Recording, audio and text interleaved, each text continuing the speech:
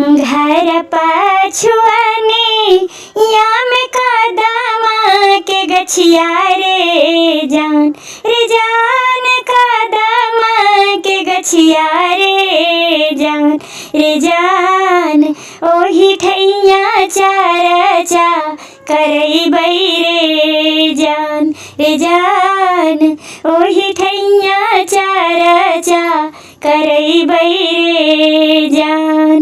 चिट्ठिया लिखिए शिव गुरु के भेजैबै रे जान गुरु के भेजैबै रे जान अइहा गुरु हमारो चरच मेरे जान अइहा गुरु हमारो चरच मेरे जान।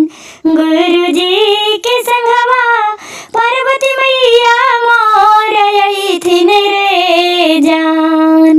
गुरु जी के संघवा पार्वती मैया मोर अइथिन रे जान उनके संग में अइथिन गणेश बबुओ रे जान उनके संघवा अइथिन गणेश बबुओ रे जान।